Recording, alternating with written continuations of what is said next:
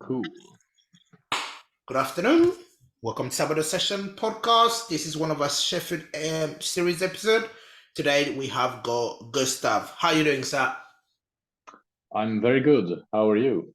I'm all right. I'm fine. I'm fine, sir. Again, last time I spoke to you, it was like a year ago. So, but the Gustav I spoke to that time is a different Gustav now.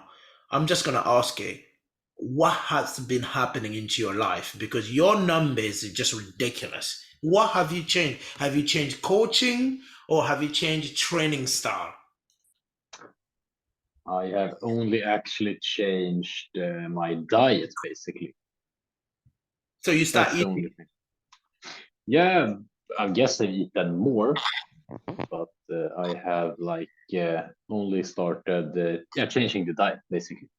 That is incredible because I think last time I spoke to you, of course, you did around I think it was that 840 you did at that European that we don't want to talk about in 2022. The Yeah, European that pissed everybody off, yeah, and suddenly you just went from 840 to 880. Do you know what I mean? And then again, for those who are listening, people think it's a 40 kilo increase, but before that 840, you did 865 um, in South Africa. So from South Africa until now, what you're saying in the past year or so, the only thing you've changed is just your diet. That's how yeah. important diet is. So yeah, I mean that's advice we all should be taking. And I've just continued to training hard and getting my lifts in and improving my techniques and stuff. But the diet is like the only thing that I've really changed. And I've started working with a guy. We will release that sooner uh, before Sheffield, Mhm. and so I think it will be interesting. I mean, you saying changing your diet? Look, I've followed you for a few years now. You're such a good cook as well. You cook a very good steak. Yeah, yeah, I enjoy cooking food, especially like meats and stuff. Oh, it's beautiful, beautiful. So yeah, again, this is one of those Sheffield episode that we've been doing across. We have a lot of lifters here, male, female. Basically, every single participant in Sheffield has been coming here. One of the questions I'm just asking people, like for yourself, you've watched Sheffield last year, right? When you was in Sweden, watching that battle or let's say event or show going on, what was going on in your mind? I did my nationals just like a month before that or something, and then I hit 880, and that was like easy. I Mhm. hit 880, and it was like my last deadlift was like my second. Yeah. So when I watched it, I obviously felt like shit. If I would have come, the outcome would have been totally different that year. So I was sitting there and I was like, yeah, fun. But it was a fun show to see. Mhm. But of course, I felt a bit like I should be there. So you literally set it as your target now leading to Malta saying, look, I'm not going to watch this from home anymore. I'm just going to go to Malta, win, and then get to Sheffield. Yeah, of course, at Malta, I was focused on winning there. But that was definitely my goal to go to Sheffield 24. I mean, let me draw you back a bit. Let's reverse back a little bit here from, again, from 20, let's go back to 2022 in South Africa, right? So in South Africa there in 2022, I think you came fifth. Yeah. How was the reason I'm asking? I brought you back there is because the Gustav that turned up to South Africa is not the Gustav that was 100%. So I just want to pick your brain a little bit. What happened in South Africa in terms of the prep and leading to that? I had I weighed in very heavy, like going into that meet. I tried to like eat a lot, so I weighed like 97 when I left Sweden to South Africa, and I kind of did. I dropped the weight very badly, I would say. and it was like I couldn't eat much calories in before, and so my energy was very low during that competition, I think. And it was like a very unplanned count. Because So when it you was look really bad. when you look at that competition again, that was the second time you're going up against Cayco. Where in 2021, I think Cayco you missed the world championship by your last deadlift. Yeah, If you had booked that last deadlift, you would have got it. And then leading to South Africa against Cayco, and this time Chance was in the mix as well. Of course, yeah, Emil came to join you guys as well. Yes, after South Africa, of course, there's that European Championship that most of us don't really like talking about, right? Hmm. So let me just ask you this: after the European Championship, what was you thinking in terms of like powerlifting in general? Because over there, what pissed you off, if I must say, it was not your performance, it was not your strength, it was just technical on the platform. Mm, How did you deal with that setback? it was like a lot of things. I was sick for like 2 3 weeks before that competition for a Mhm, long time. It never left, mhm, mhm, mhm, and it was of course technique. I tried to have the bar a bit lower in the squat, mhm. and on top of that, I think the judging was very very weird on in that competition. Yeah, The jury like overturned more lifts than the judges did. It was really really weird, yeah, but it was quite spectacular that the people in the jury, I only recognized one person in the jury. I had never seen the most people, the judges at that competition.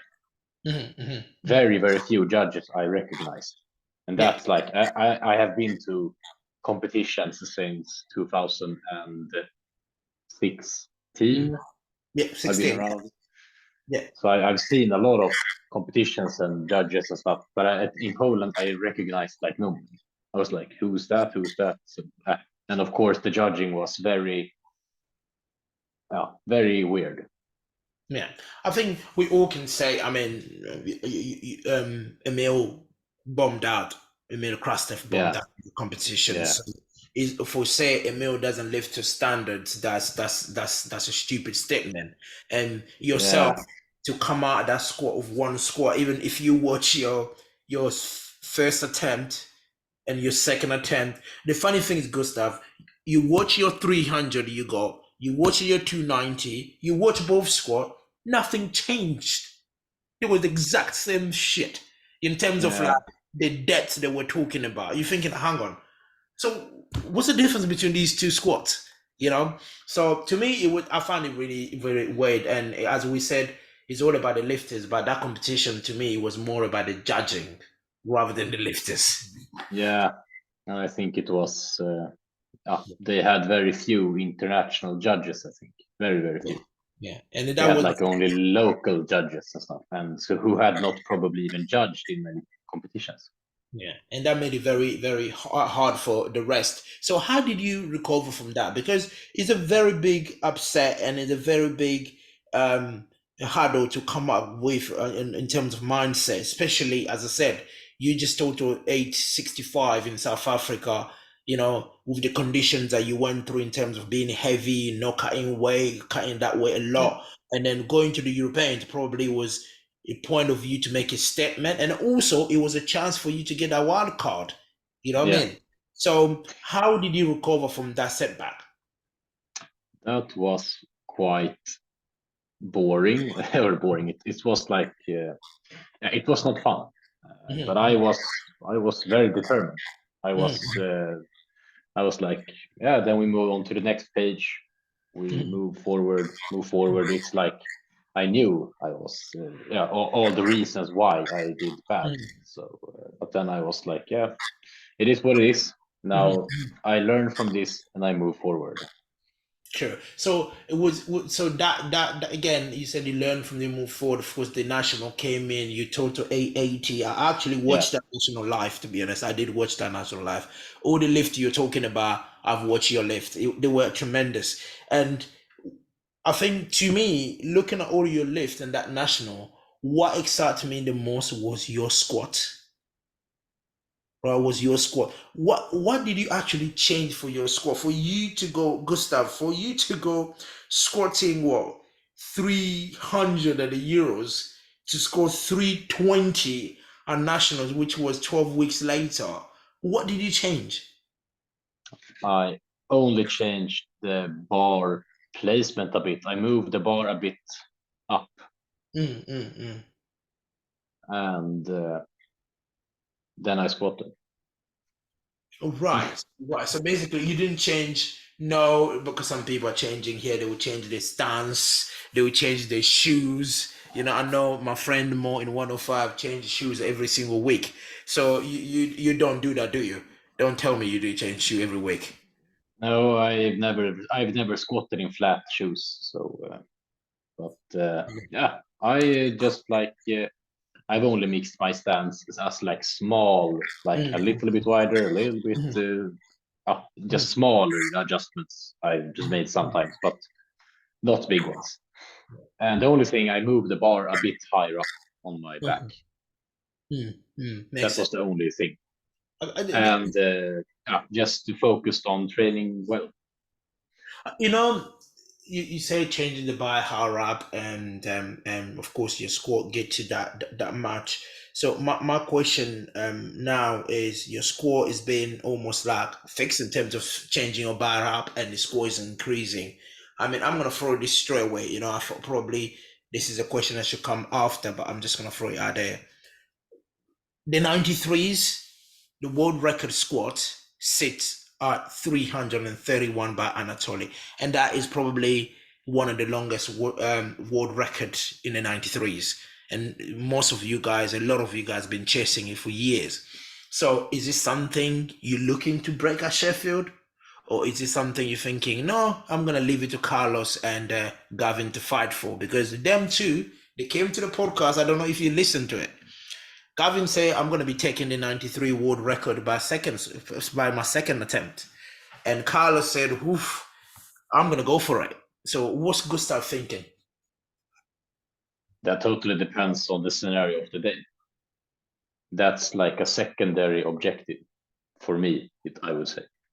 I know that I am probably capable of doing it. Mm-hmm. I know I am, but it's like it's a bit strategical to go for that lift, and like the total is more important than that lift, in my opinion. So if it would jeopardize my total, then I will not do it. But Okay. if I have room to go for it, then I will do it. So I would basically, love to do it. so what you basically saying, you play the game of being conservative because that's what the Swedish been doing over the years. You guys don't take risks. You do not take risks. No, now in that matter, no, I would not risk the competition for Mm-hmm. that lift. That's like, oh, I would say that's a bad plan. I would say. I mean, you guys, the Swedish, you have got the best coaching teams in the world when it comes to the international. So we trust, I believe what you're saying. So who's going to be handling you at Sheffield? Is it going to be your coach or are you paying someone or yourself? No, it's my coach, Alexander Eriksson. Oh, Alexander's coming. Yeah, Oh, and I believe he's one of the best in the game, actually, like all around in powerlifting.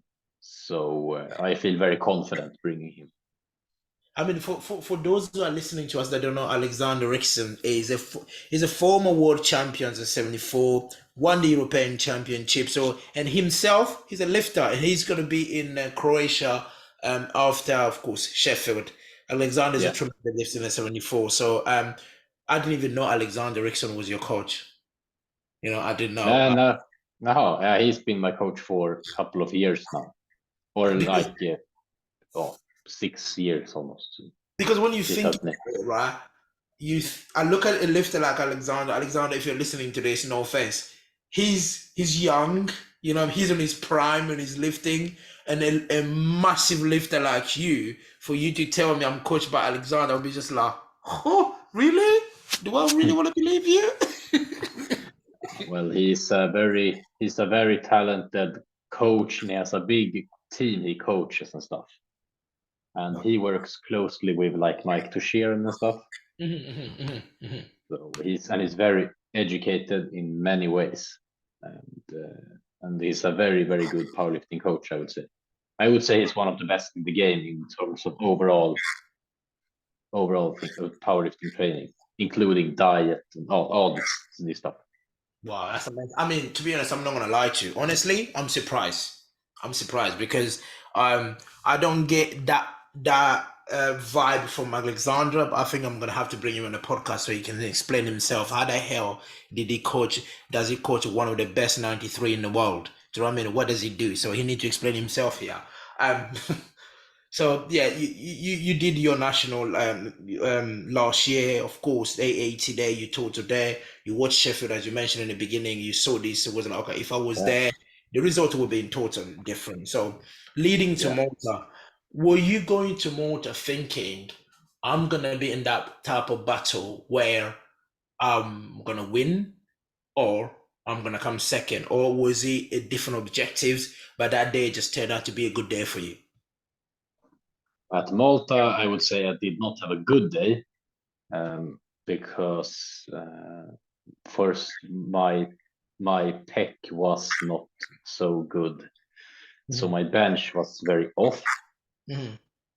and then I hadn't started with my diet changes. So because I felt that composition too, that I had like I was not top 100% energized Mm, mm, after the weigh-in and stuff, because as I am quite big now, I've been in the 93s almost 10 years, mm, so I have quite a lot of muscle, and for me to cut and to make weight and to recover from that I at that competition, then I was like, shit, I need to do something to make weight better and keep the mm, energy.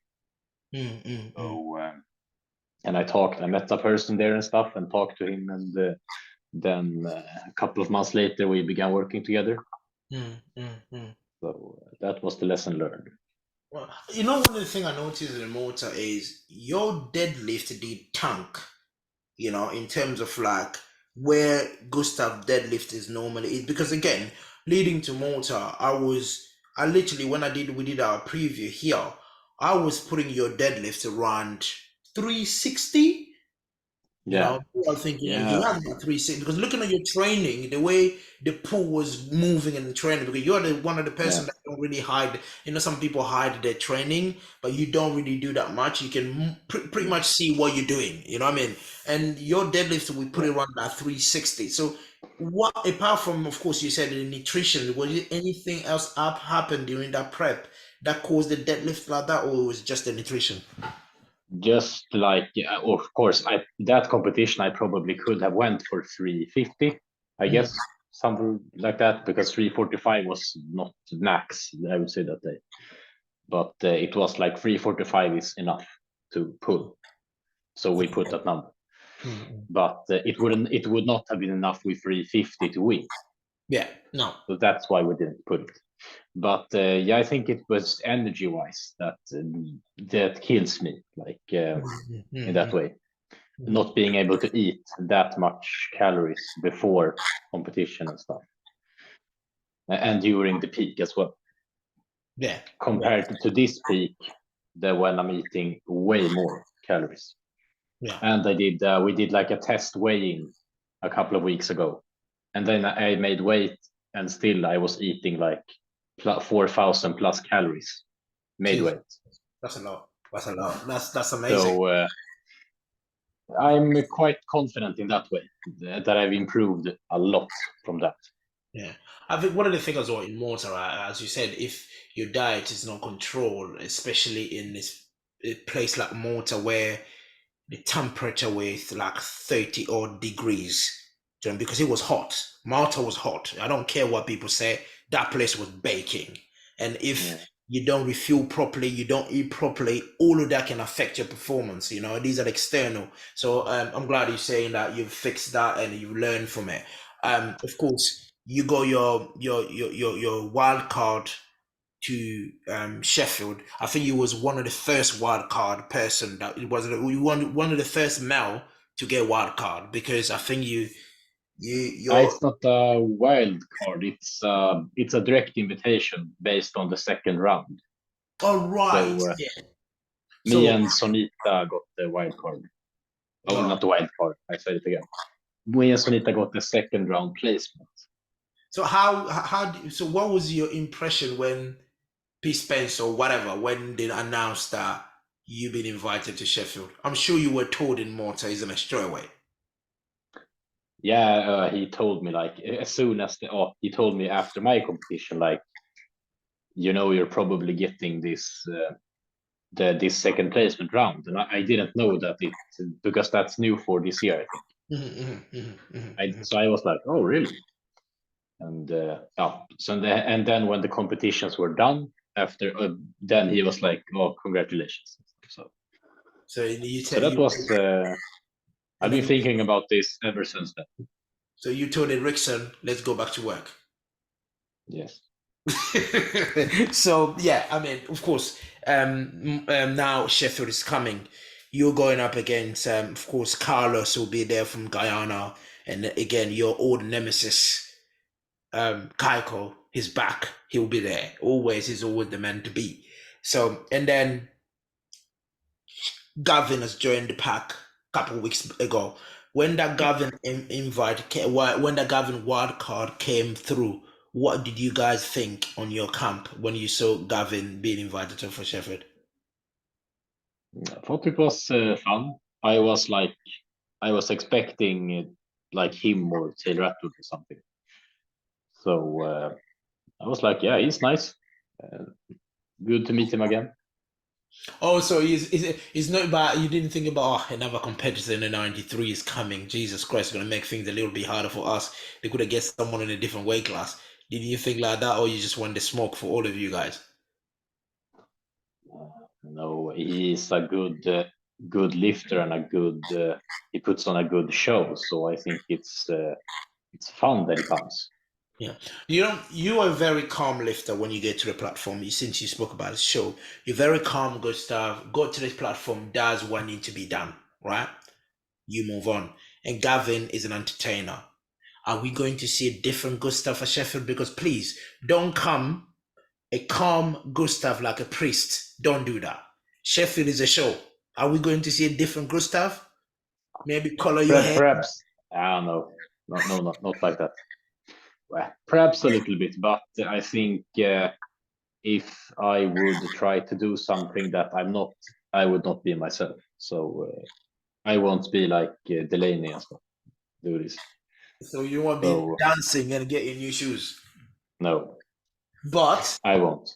promise us, people that will be watching, we actually going to see a little bit of energy on Gustav. Not just a Yeah, Gustav that does the job and go. no, you will see fire, Good man. fire and strength. You will see. Good man. So now going back to again, Sheffield is it's a world record event. I know people are calling Sheffield a competition. It's not a competition. You and I can agree Sheffield is a show. You come in to show your brute strength, what strength you have, and then walk away. It's not a competition. So it's based on world records, and then I know we spoke about the squat, which is stand at 331, and then there is a bench press, which is probably, let's not talk about the bench, right? That's, yeah, let Cayco run away with that, and which is the deadlift that follow, which is a 373, and of course the total is 888. So what records are you chasing? Are you just going for the total world record, or is it specific, apart from the squat, is there any other specific record you're looking for? Instance, I'm talking about deadlifts, that's the only one left. Are you thinking about something you could aim for? No, that's not in my reach. I think. Well, the main goal for me is the total, of Mhm, course. mhm, mhm. So I mean, it's not far off in terms of like what you've done, especially what you did in your nationals. If you bring that to Sheffield a little bit more, and then we'll be talking. the story I will be think different, as you said. I think I am capable of doing 900 plus. So if I get all my lifts together, So we expecting and not, you know what? I think Carlos in Guyana said the same thing when he came. He said, "Look, I'm looking for the numbers he gave me. I did the maths. I didn't do it in my head. I used my phone for maths for those are listening. And yeah, then it was at 905. yeah. Right? Is he what you actually going for or planning your direction? That's the plan. Because when you say 900 plus, 905, 910, 915. If I get the lifts that I am well capable of, then it will be 900 plus. Yes. So That's just insane to me. As a 93, no longer ago at 93, we're talking about 800 kilos, and now you're talking about 900 plus. Do you know what I mean? that's the new standard. That's just crazy. So talking about a nine, you said 900 plus, right? We see the example here in terms of like um Agatha and the women has dropped down weight class. Tim Monagadi dropped down from the 83 to 74. Out of your three other main competitors that are left, do you think anyone can be moving weight class? Maybe go 105 or maybe one of them go 83? Is possible. Yeah. Who do you think might be going down or going up? Right now, I can't really see anyone who is planning this because I think everybody fills out their weight classes pretty good who is present. Perhaps it's Carl from Sweden. Perhaps he goes up to 83 because he's quite a big guy. So I think sooner or later he will go up to 83. So the 93 at Sheffield, you don't think anyone can be dropping weight for Sheffield? Because you never know. Some people might surprise you on the platform. You might be thinking Gavin is coming as a 93, but you turn up at 83. You never know. Yeah, well, Gavin, of course, he's quite short, so I think he perhaps could be 83, but I don't think it's too much risk. I think to drop down to 83 for him. I agree. I agree. So So let me revert my question now. You go three other 93 you're going up against a Sheffield. Do you have in mind what kind of numbers do you think the others will be hitting? Because again, you said if you hit all your lift, a perfect day for Gustav is 900 plus. So what about your other competitors? Anything in mind you think where the top end could be? I think perhaps the other guys can hit like 900 as well. I think around that reach. So it will be even if I would hit that, I think it would be a really tight battle. So basically, what you're saying is all the 93 going to Sheffield, you think they're capable for 900? Well, Carlos, I have not so he's quite new. I have not so good. What do you say? I have not seen him so much, and his training. Yeah, I think this is this. I mean, even us. I follow him on social media. I watch his training, but he doesn't really post the weights. He just does. I mean, he training with plates. You can't even see what it is. Yeah. But yeah, and again, I think with him, I said like in South Africa total, I think 842 or something like that, and he was talking about 900 as well. So which is incredible. If it happened, that would be incredible. Do you know what I mean? Yeah, For a lifter to go from 840, mid 840 to 900 kilo, that's a lot of weight. yeah, that's a big jump. Big Yeah. jump. Yeah. But again, as we said, nothing is ever impossible in this business, isn't it? Anything is possible. I mean, Yeah, I'm just gonna ask you a straight question in terms of like your own nemesis has always been Cayco, and if you're talking about 900 plus, where do you think Cayco is? I think he's also capable of doing 890, 900 kilos if he gets all his like max lifts together. Mhm, mhm, mhm. So we will still be chasing each other in the very end. I think. That's incredible. Again, I think like I know South Africa was a great battle in terms of like the 93, but you were not really informed. But that battle that you guys had in 2021, to me, when it comes to 1-2, I think that is still one of the best 93 battle we've ever witnessed in terms of, because that battle in 2021 until your last deadlift, Cayco was not a world champion. Do you know what I mean? That last deadlift, that's why he became a world champion. And I'm sure you probably look at it until now, you are pissed. Well, I know I was very, very close. So Yeah. but that's sport. Sport is sport. It's that's the thing. It's we have to compete and stuff. So because when it's like, I think sometimes when people they become second and stuff, they're like, oh, now it's not fun anymore. I'm gonna do some other stuff, and they're like, I don't want to compete. Then, well, it's not a sport anymore. If not very many good people are in it, then it's not fun to watch. Then it's like, well, it's not as fun. It's not as rewarding. I think the best, to me, I always said, for you to be a good champion or a better champion is someone that falls and pick himself up and go again. Do you know what I mean? Anyone that got, oh yeah, because I'm lost twice, 3 times, I can't be bothered anymore. That's it. I'm gonna go and do something else, mate. I mean, I don't know how many loss I've got in my life. You know what I mean? I can't even count. I can tell you I've won like 1 or 2 or 3, but if you tell me how many times you've lost, I don't have enough fingers. So it's good. The sport is growing. Yeah, it's part of it. I mean, again, like leading to Sheffield, of course, is not just gonna be the 93. It's just gonna be other men as well across the board. I don't know if you've been watching other men training.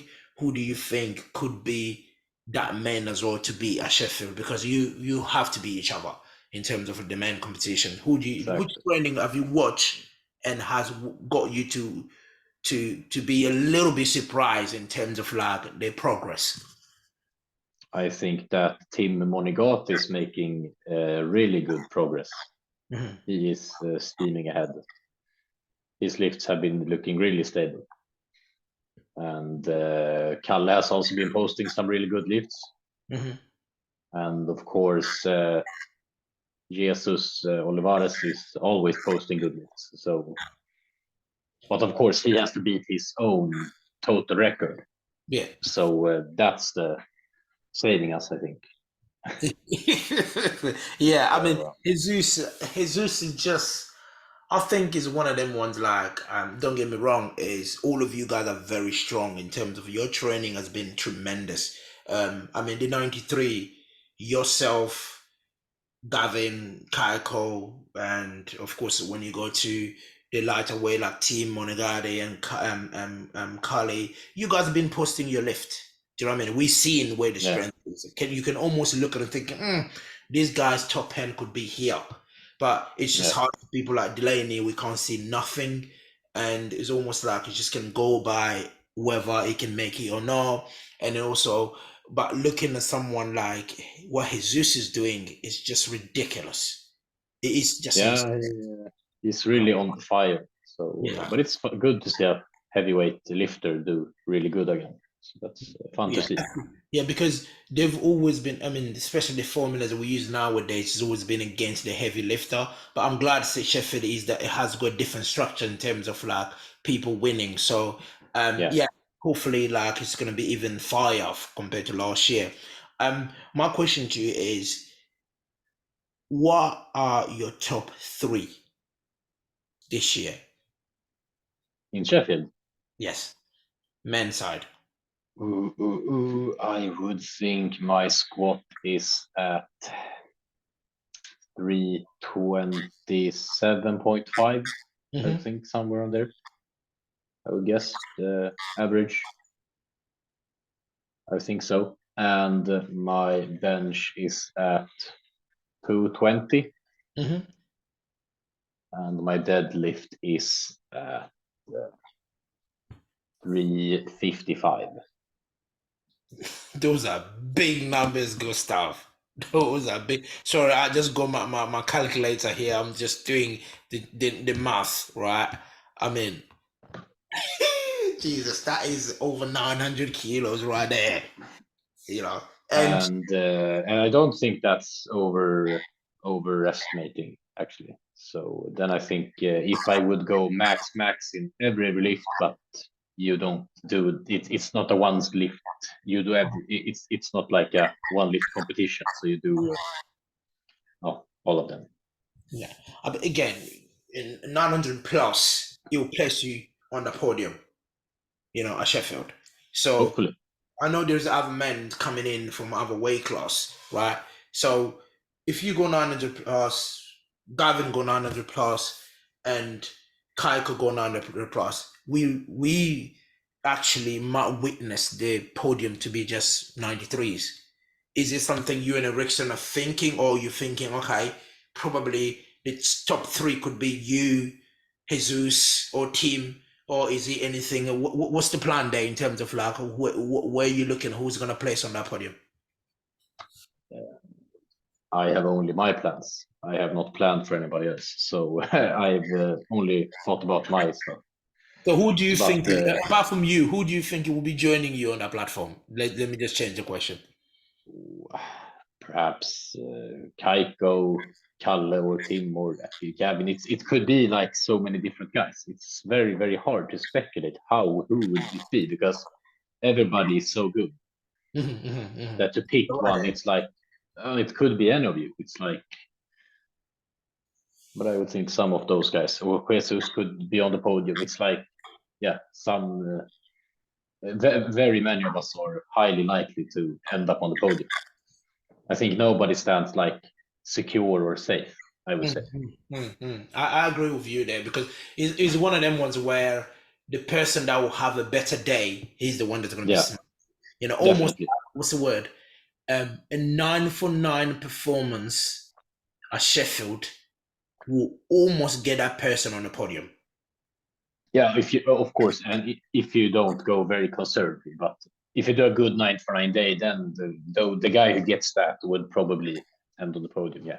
I 100% I agree with you. So yeah, there is the ladies as well, right? I know probably this is not you just focus on the men.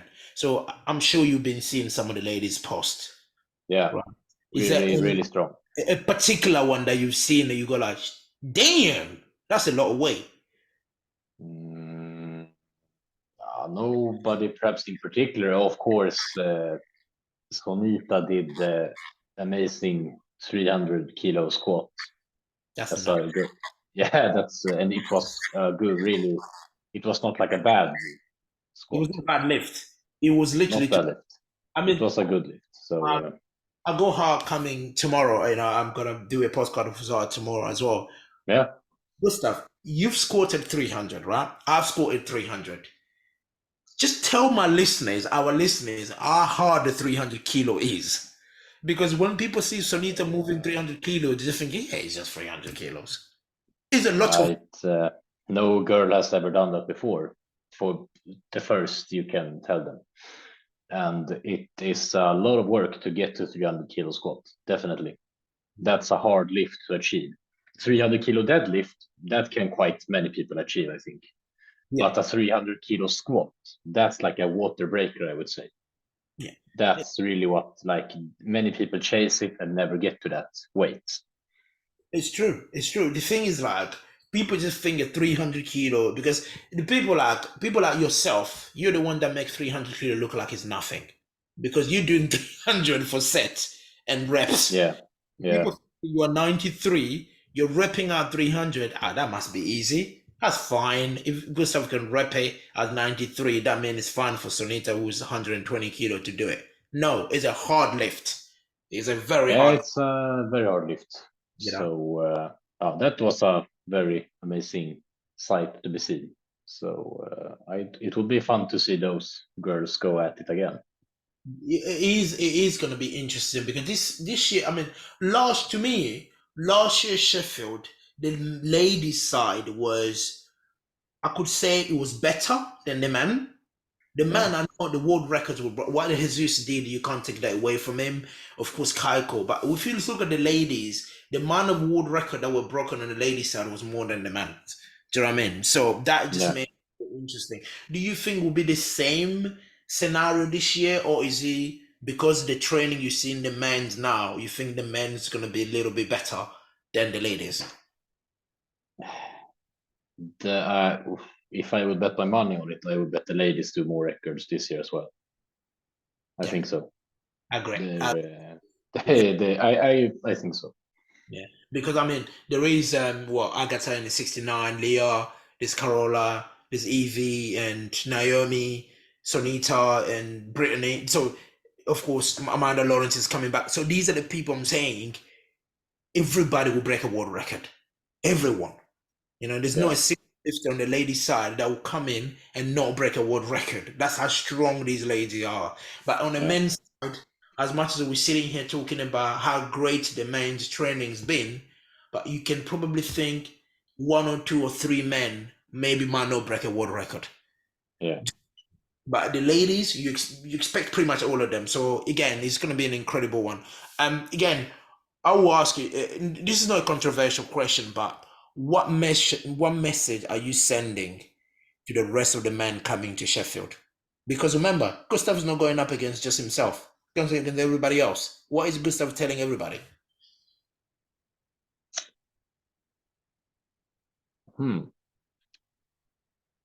It will be nice doing battle.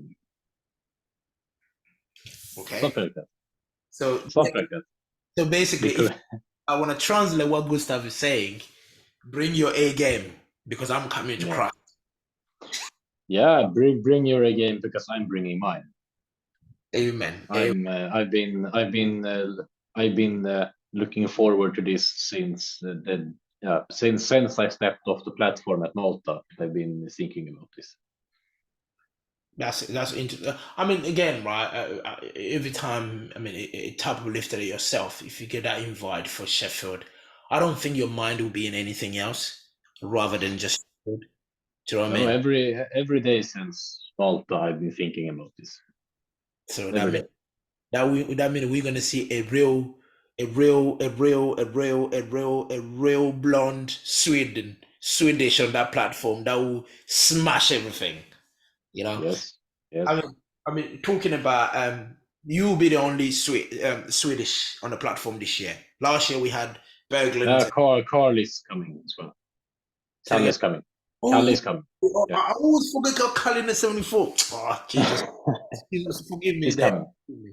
coming. So yeah, again, last year we had Berglund and Emil, and this year there's you and Carly. So again, I'm Yeah. gonna question you in terms of the Swedish powerlifting.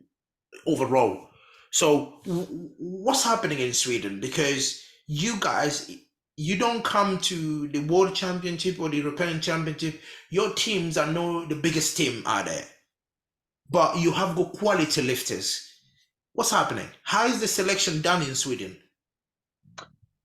It is done by the federation and their appointed people who handle and that's basically Caroline, or she's the team coach, basically at the nationals, not nationals, at the Europeans and Worlds, and she and I think maybe someone else, but she's like the head. She picks the people, and that's based off a budget, of course, because Sweden pays for the lifters who goes. All right, so that means they only pick the best lifters. Yes, they What only pick the best lifters. is basically a lifter that will be competitive in the world stage, not just anyone who's coming for team point. Exactly. Usually it's that. If a Sweden, if a competition is close and it's cheap, then they send more, of course. But usually they are a bit selective with who they send. And like for myself at these Europeans, I declined the offer. Mhm. Kalle declined as well, and it's like many people declined. And Alexander Eriksson, he was injured, and Eddie Berglund, he's building his house or something. So it's yeah, it goes a bit up and down, but it's you have to meet the qualifications in order to be drafted. All right. And recently, many people from Sweden have declined offers as well. So is this qualification we're talking about? You need to qualify in your weight class, or is something you can weight a little bit heavy? The qualifications are a bit different sometimes. They usually pick like if you're top 10 ranked or something like that. Mm-hmm. And, but there's no set qualification. Oh, You okay. just have to be good. If you're a good lifter, then you will get drafted. So And of course, depending on the budget as well. so not everyone thinking, let me move to Sweden, I'm gonna make the team. It's not gonna happen. No, it's quite hard. But of course, if you're a good lifter, but we're not like Hungary. We don't accept anyone. Okay. So talking about, of course, now Sheffield, you need to do what you need to do at Sheffield in terms of like, of course, Sheffield is a money incentive. Is it money is one of the incentive as well for you to do Sheffield, or is it just because the experience and the event itself? Of course, the money is a big bonus, but the event itself and everything around Sheffield is amazing. I would say it's to even get invited to Sheffield was like an honor to be able to go on the stage in Sheffield and realize that you're like top 12 men in the world in this sport and get the invitation and such. And the hospitality of SBD is, I don't think it's nobody can match the hospitality they bring and how much they give to the sport. So it's just an honor to be invited. I mean, yourself, you came to, of course, you came to Sheffield for some of the marketing, of course, commitment that you had of SBD. So Yeah. tell me the experience when you go to the HQ yourself. How did you see it? Because I've been there a few times. To me, it's just like, yeah, I can't compare it to anything I've ever seen in my life. So yourself, how did you see it? Well, the fact that they fly in so many athletes to do the photo shoots and product development, and that they fly us in, and the hospitality is amazing, and like seeing the facility and all the stuff that they do for, and they have a good working place for their employees and stuff, and it's amazing to see what they have become. Yeah, because especially like you, Swedish, you guys have got a Cayco in Sweden, so it's one Yeah, of the big brand in powerlifting. So it's almost like you've seen what Cayco's done in terms of the sports and what they've produced and all of that stuff. yeah, Look at what Sheffield is doing. It's just almost like you never thought we'll have a brand that will almost come and do something similar. Of course, I'm not saying they're the same because the Lakers is still bigger, but again, SPD is getting into that direction in terms of producing that quality. yeah, yeah. They're like the clothes of Lake. So basically, Lake is more the equipment, of course, and the SPD is more of the clothing equipment, or what you can say. I mean, yeah. Again, the echo. I can echo to your sentiment and everything you said. I think SBD, when it comes to apparels, I don't think the second to anyone in powerlifting right now. Yeah. So it's just like you can't compare them to anyone. Not just talking about that because me and you are SBD athletes, but it's a fact. Yeah. I wanted to say that I am sponsored athlete, so it's yeah. yeah. So whether me and you were sponsored or not, but the reality is they're offering quality. Yeah, I had the SPD things before I was sponsored from them. I purchased stuff, and then out of like randomness, I asked Aaron on SPD, but they were way smaller than. I think it was very long time ago, 2017. I sent them an email and such, and he was like, and then he sent me all the stuff I wanted since then. So yeah, they've been amazing. So yeah, moving on from Sheffield, Gustav. So of course, again, as I said, you do what you need to do at Sheffield. Money could be a big bonus, as you mentioned, but experience is everything. And there's the World Championship, and Sheffield is in February, and the World Championship is in June. This time, they've given you guys a little bit of time to train, so you can't chat shit saying, "Oh yeah, we didn't have enough time to train for World, and that's why everyone fucked up." No, this time you got enough time, right? So the plan for World is win world, qualify for another Sheffield, or you are thinking of the World Games as well? Because World would be another qualifier battleground for the World Games. What is the plan there leading forward, going forward? Firstly, I'm doing my nationals in like 2 or 3 weeks later from Sheffield. Fuck 3 or 4 weeks later. So hold on, what's Emil's gonna do? Because Emil is doing Euros. Yeah. Oh, no, I don't think so. He's doing Worlds next, I No, think. Nolan is on the Europeans list. Is it? Yeah, Nolan is Maybe. and Ericsson. Emil. Yeah, Nordic. Yeah, they're doing European. Yeah.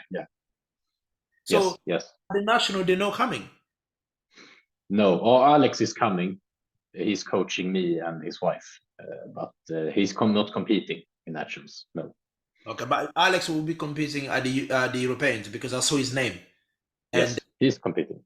wow, okay, so basically your plan is do Sheffield. 3 weeks later, you do your nationals, Yeah. and then you do World. Yeah. You're mental. You're crazy. You No. know that. Have you ever been told? No, that's a good plan. That it's like if you do it smart, then it works. So you go all out in Sheffield. 3 weeks later, you do national. Oh, is it because of national you don't have no competition or something? It's less competition for me. Yes, that is true. But I still think I can swing the heavy hammer at the nationals if I want to. So Wow. it So will. win world, go to Sheffield again, or win world to go to the World Games? Because 2025, what's the priority is going to be? Is qualifying for Sheffield or qualifying for the World Games? Well, if I think that World Games, of course, that's a big competition, but I think Sheffield is a better competition, I would say, than World Games in terms of what you receive in terms of prize money Oh, and yeah, like World Games. all that stuff. World Games. I don't You just I get. don't think you yeah, I don't think it's just another competition. Of course, it's an international big stage and all that stuff, but in terms of what you get and if it's up to me to choose between Sheffield and World Games, then I think I would choose Sheffield because of the potential in the earnings and such.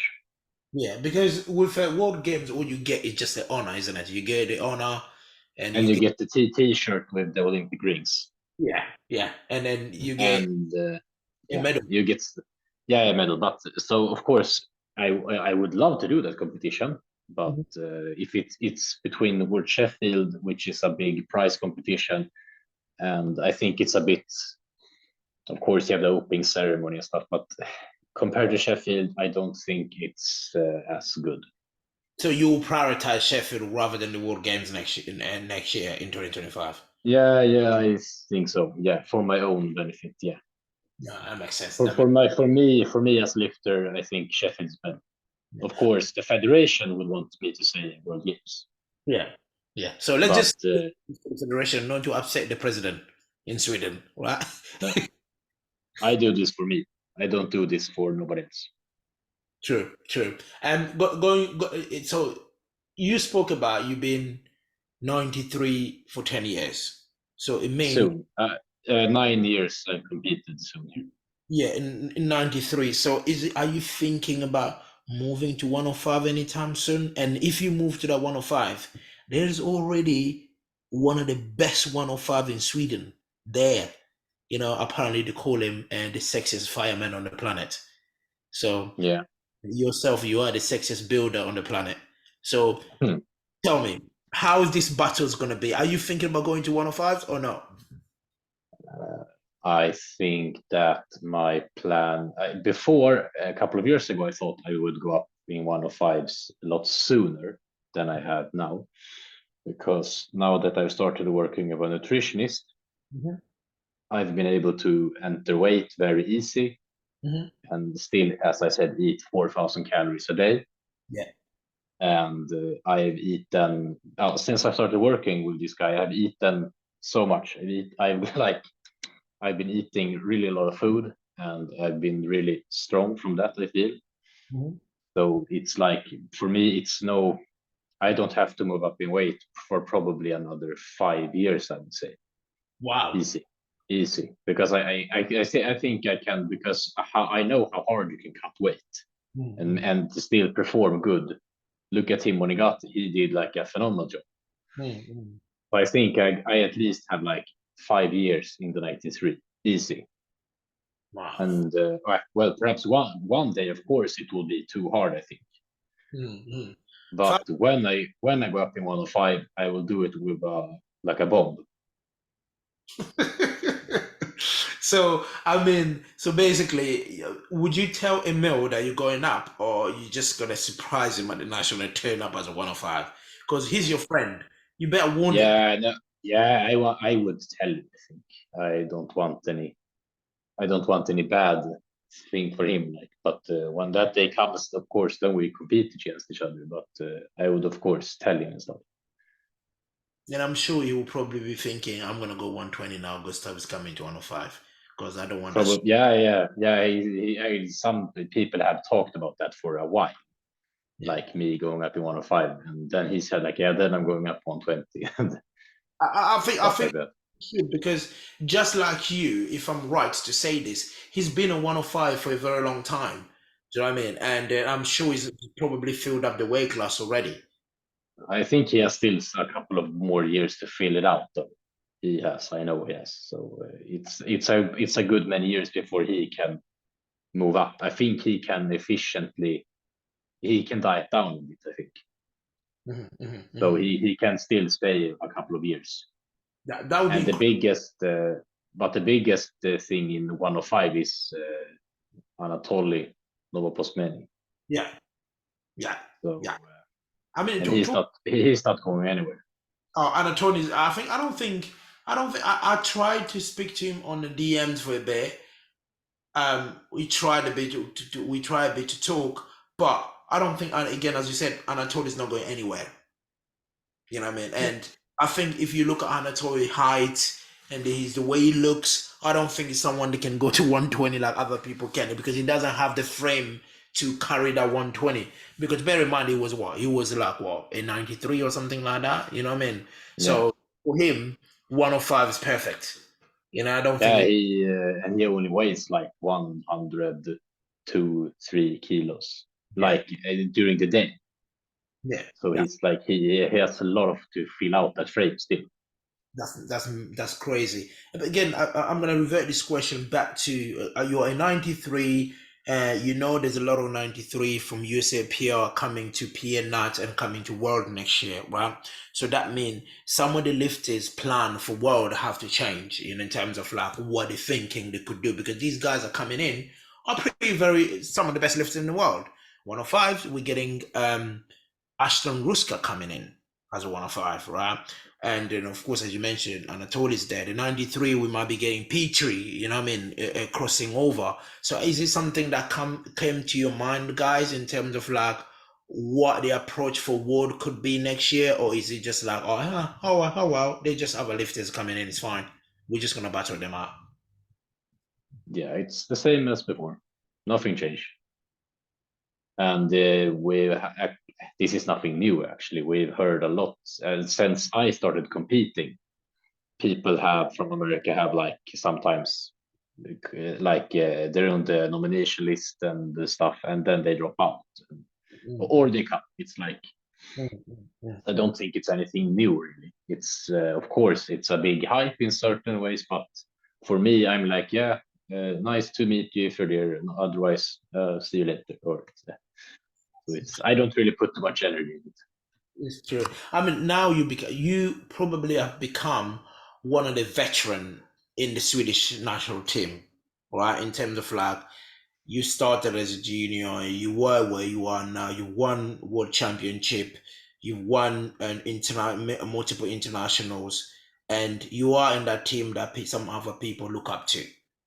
So, in terms of like the team, your responsibility, how do you the easiest question to ask is, how do you handle these newcomers to the team? Because you are the veteran. And when they look at you, sometimes people look up to you. That's true. Well, I we I think we have quite a good team spirit, I would say, in the Mhm, Swedish team. mhm, I think we behave well and stuff like that, and like we we have a good team in many ways, I would think. And but of course, some lifters there are more like, I think they sometimes they like they do their own thing and stuff. But I think if they join the team and like hang out with us, then it's like a good yeah, we have a good thing going. But of course, you have a responsibility to like include everybody and be like, yeah, now you're with us in team, and not like, you're the new bad person. I mean, my question to you is he, has he, have you ever had this person in the team that came to the team and you all just thinking, what a twat, why are you here? Not at the international stage, no, I don't. We have quite a selective. Of course, when the Worlds was in Sweden, when we filled out all the classes, then probably they got some people who had nothing to do there. But otherwise, we don't send so many lifters. They're Mm-mm. very picky who they send. So So basically, what you're saying, they only send the good characters. yeah, yeah, I would say so. As we don't like, they don't allow people to pay for themselves, so Oh, so it's quite limited. the culture Sweden has, especially when you go to international, is always admirable. So, we all look at that culture thinking, look at the Swede in terms of like the coaching, in terms of even the way some of your lifters behave. I've never seen a drunk Swedish at international. Even when we finish lifting, even though you guys are from a cold country, I expect you guys to be downing whiskeys like water. I've never seen any of you drunk. I just saw you tipsy, but no drunk.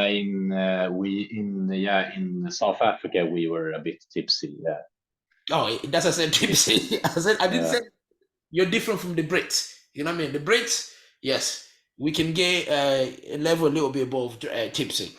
yeah.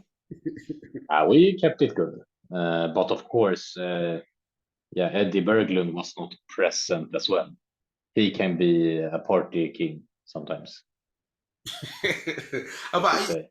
again, it's going to be exciting to have Berglund back on the international platform. So literally, myself, like again, last year, the entire years, I mean, not even the entire year, we missed him at the European Championships. We've not seen him. It was just like, oh, come on, Berglund should be here. Do you know what I mean? It would be Yeah, really, to see Berglund. He wasn't even at the World Championship in Malta. So yeah, I would love to speak to him, pick his brain a little bit, what's going on. But he's back at the European Championship, yeah, a very good friend of yours, and I'm sure you're excited for the Swedish team leading to the World Championship this year, right? And then there's definitely. 93, there's Carly in 74, so 74. I don't know how they're gonna do this 74. There's Rickson, there's Carly, there's Berglund. Exactly. So they have. That's why Eddie didn't come to Malta this year. So yeah, but they have like, they pick. That's a hard pick for them to do That's very with tough. 74. That's Really very, tough. especially when you think someone like Eddie that can bench my entire life, no making the team. Wow, that's Yeah, what an incredible team you have. Gustav, thank you very much for joining me, for sharing with me your experience of a few comps you did last year and what you're looking forward to Sheffield. Last question before I let you go. If you win the check in Sheffield, what would you do with the money? I'm not mm, talking about 100. I'm not talking about 100 euros or 1,000 kronas or euros. No, I'm talking about over 35,000. What are you gonna do with the money? uh, yeah. I will get a nice dinner and I will invest the money. Great. Look, if you didn't talk about food, I would just be like, "What's wrong with you? You start eating properly, start talking about food." Anyway, for listening to us, guys, if you listen to this, please drop us a comment and give us a like. And if you have a message for Gustav, send him a message. Gustav will reply. He's a very good guy. And again, I know he walks on a platform like he doesn't want to talk. You know, you see him on the venue, he's walking toward you, thinking this man is gonna punch him in my face. No, that's just Gustav demeanor. He's actually a nice person. He can laugh, right? Gustav, I'm Yes, seeing you laugh at international. You need to start laughing on the platform, please. Right? that's we will see. But I will do. I can tell you this. I will promise you strength and fire. You will see. My eyes will be glowing. Oh, brilliant! I can't wait for that. My my veins will be this thick. Whoa! Is that in what in at Sheffield in the next few weeks, right? Yes, yes. Guys, you heard him. Enjoy Sheffield.